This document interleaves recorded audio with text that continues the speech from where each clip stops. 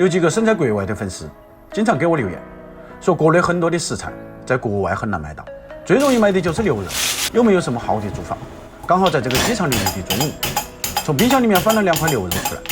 今天用牛肉来做一个硬菜——烧焦牛肉粒，希望大家喜欢。这个牛肉其实就是在市场上买的普通牛肉，然后自己回家切成了牛排的形状。先用松茸针给牛肉做一个深层次的爆炒，再用刀划成长条，转个方向，切成方形颗粒后备用。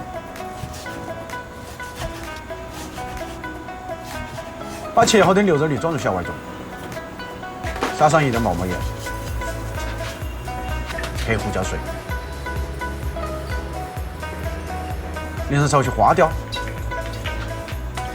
一起抓匀，腌制大概5-6分钟。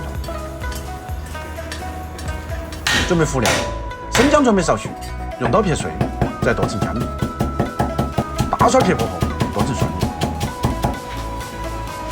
小洋葱准备2个，用刀切碎后备。这种小洋葱可能有些不太好买，用普通洋葱也是一样的。起锅烧热，下少许橄榄油，家中有黄油的最好是用黄油，风味更佳。滑锅，把牛肉粒倒入锅中，大火快速翻炒，这一步大概需要1分钟。当牛肉完全变色，表面稍稍有点焦黑色就可以了，不用炒得太老，不然口感不烂。把炒好的牛肉盛出来，锅中留点底油，下烧椒酱。不会做烧椒酱的，去超市买现成的。把准备好的小料倒入锅中，中小火快速翻炒均匀，淋上少许花雕，把牛肉粒重新回锅，撒上一点毛毛盐、鸡精、胡椒面，大火快速翻炒均匀，搁一点点薄芡，把汁稍稍收一下，美味即成。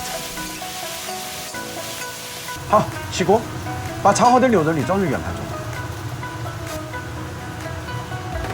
撒上少许葱花，稍稍点缀一下，美味即成。一道口感细腻、肥美多汁的烧焦牛肉粒，你学会了吗？学会的点赞，没有学会的点完赞后再看。特别说明，这道菜只建议热吃，冷了口感不好，不要来找我。中国人还是喜欢中国美食的味道，这道菜就送给经常给我留言的国外粉丝。希望你们在外一切安好。快餐文化是这个时代的悲哀，幸好还有厨子用家常的手法做出酒店的味道。我是厨子，关注我，下期见。